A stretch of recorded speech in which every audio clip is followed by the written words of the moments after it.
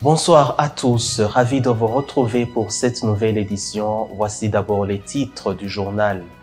Regroupés dans des maisons en hutte au bord de la rivière Kanyosha, les personnes victimes des inondations liées au débordement de cette rivière y mènent une vie précaire. La compétition Volleyball World Beach Pro Tower a débuté ce mercredi 11 septembre et a été rehaussée par le président de la République, Évariste Ndayishimiye. Cette compétition se clôturera le 14 de ce mois.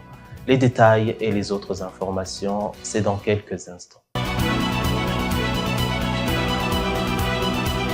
Bienvenue encore, comme je vous le disais dans les titres, regroupés dans des maisons en hutte au bord de la rivière Kanyosha, les personnes victimes des inondations liées au débordement de cette rivière y mènent une vie précaire. Durant cette approche de la rentrée scolaire, ils demandent de l'aide pour envoyer leurs enfants à l'école. Reportage de Alain Loris Ndongodi. Les habitants du quartier Kibeng, qui sont regroupés dans le site situé au bord de la rivière Kanyosh, après les énormes dégâts, dont des pertes de vies humaines et destructions matérielles causées par le débordement de l'eau de cette rivière, mènent une vie précaire, comme l'indiquent quelques-uns des représentants des habitants de ce site.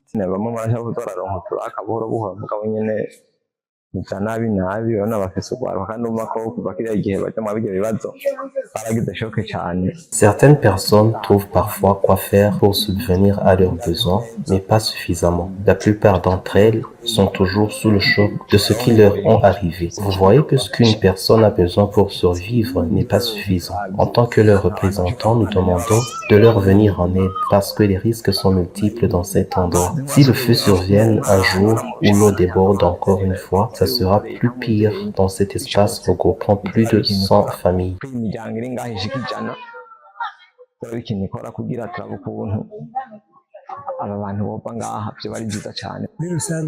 Ici, nous sommes comme des réfugiés suite à ces inondations.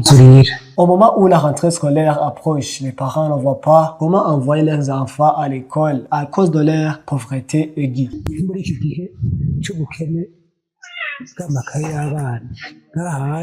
Avec la pauvreté qui nous égorge et vu les prix des cahiers qui ont monté, nous avons besoin des âmes charitables à nous venir en aide. Quelques cahiers pour les enfants.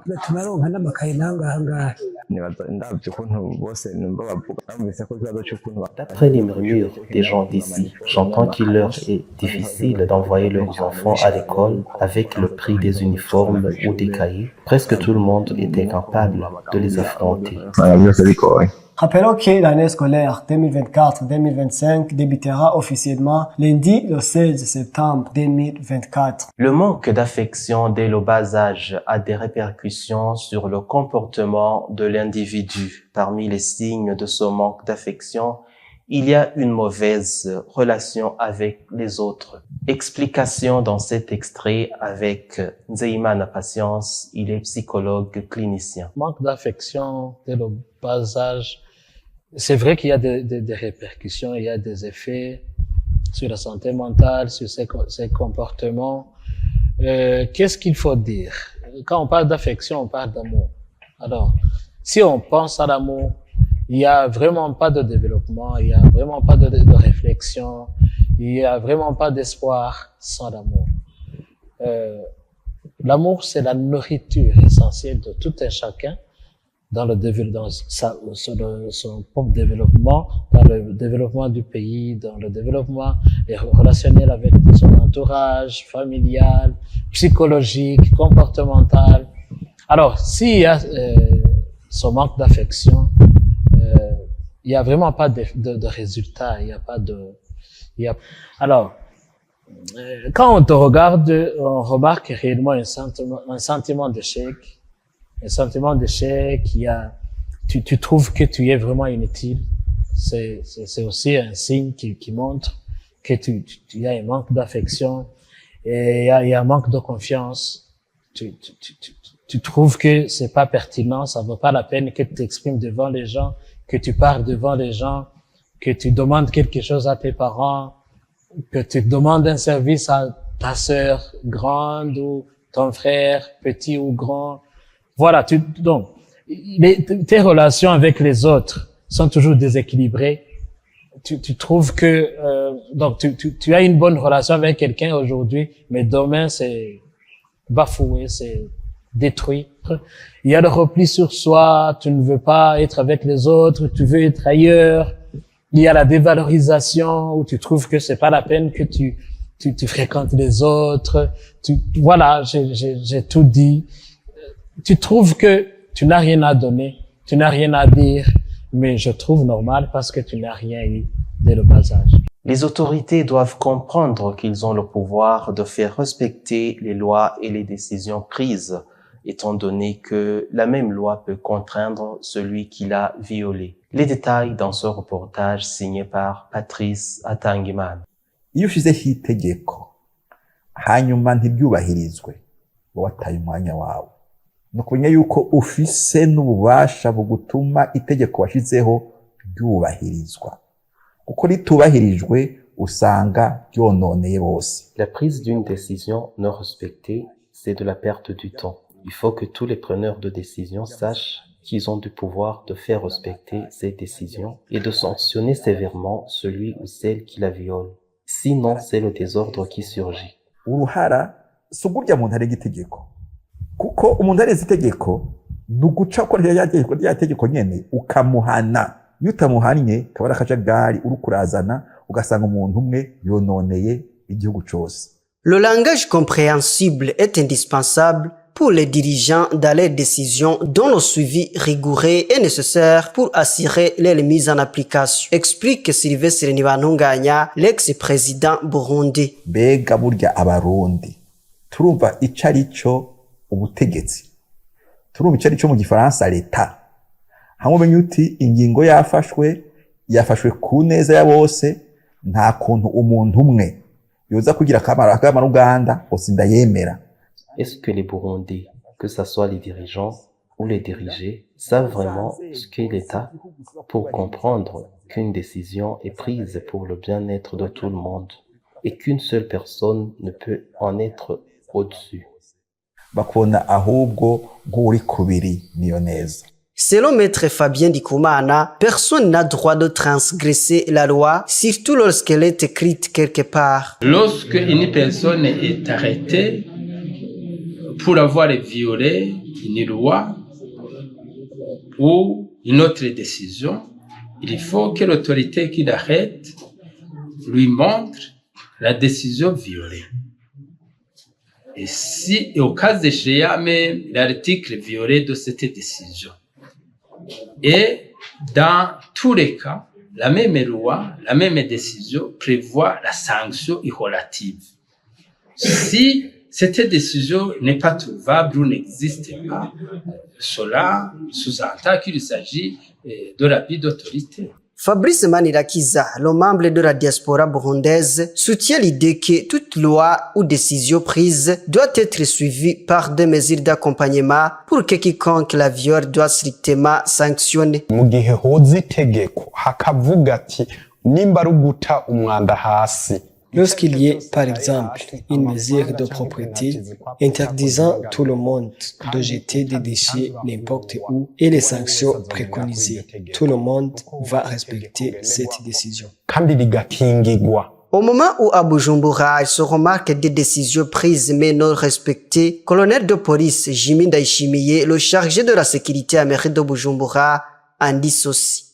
Murabizi ko ingingo nivyo irafatwa, ariko murabizi ko intumva nazo zama mairie ya Bujumbura ifashe ingingo ibifashe nka administration, hanyuma hariho inzego zijejwe gukurikiza ingingo ziba zafashwe. Vous savez tous que les décisions sont souvent prises, mais il y a toujours ce qui les viole. La mairie prend une décision en tant qu'organe administratif. Il y a d'autres organes chargés de la mise en application de cette décision, comme la police. Nous saluons les apports dans le suivi de ces décisions prises. Nul n'est censé ignorer la loi est un principe juridique qui empêche une personne de se défendre d'avoir commis une faute civile ou une infraction pénale en disant qu'elle ne connaissait pas la loi. La compétition Volleyball World Beach Pro Ottawa a débuté ce mercredi 11 septembre et a été rehaussée par le président de la République. Cette compétition se clôturera le 14 de ce mois.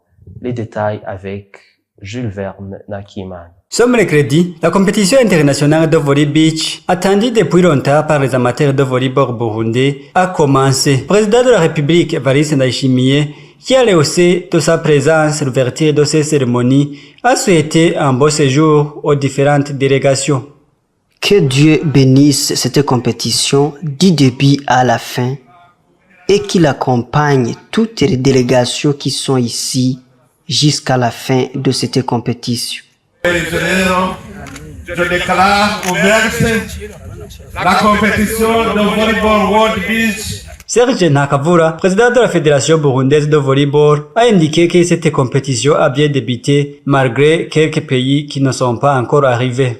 Integuro ya imeze neza hanyuma nihiganwa ryatanguye neza nukuri biraduha espoir yuko Le début est rassurant. Nous avons l'espoir que les matchs qui vont commencer demain de 8h à 17h sera de meilleur niveau. Les joueurs burundais ont montré de meilleures performances car ils ont joué contre des grands joueurs qui sont expérimentés par rapport à nos joueurs. Mais malgré cela, le jeu était équilibré. Les joueurs burundais ont fait un bon match jusqu'à ce que personne ne peut remarquer qu'ils jouent contre l'Allemagne. Les défis n'en manquent pas.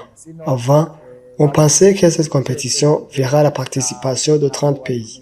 Mais certes 17 ont confirmé leur participation. Mais jusqu'à présent, 11 pays sont déjà dans cette compétition. Car il y a ceux qui ont encore des doutes sur le Mpox. Et aussi, la compagnie aérienne Kenya Airways est en grève, dont ceux qui avaient fait des réservations de leur ticket de voyage dans cette compagnie devraient être absents ou en retard.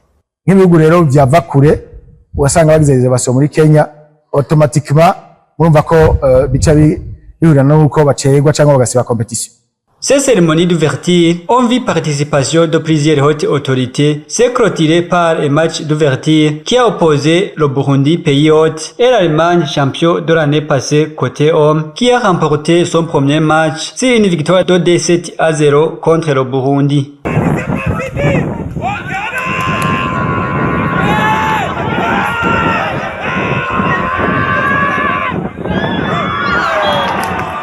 Et avant de clôturer ce journal, suivez l'actualité internationale. L'ONU a prolongé mercredi les sanctions contre le Soudan jusqu'en septembre 2025. La mesure concerne aussi les sanctions dites ciblées visant des individus et l'embargo sur les armes. Ce renouvellement intervient dans un contexte de guerre entre l'armée et les paramilitaires. Le renouvellement des mesures des sanctions permettra de limiter les mouvements d'armées vers le Darfour et de sanctionner les personnes et les entités qui contribuent à des activités déstabilisatrices au Soudan ou qui s'en rendent complices. Toutes ces mesures sont essentielles pour mettre fin à l'escalade du conflit. Les États-Unis restent engagés auprès du peuple soudanais et continueront à travailler en étroite collaboration avec le Soudan. La paix dans le pays est mise à mal depuis 2023. Pour les autorités soudanaises, le responsable de l'instabilité est connu.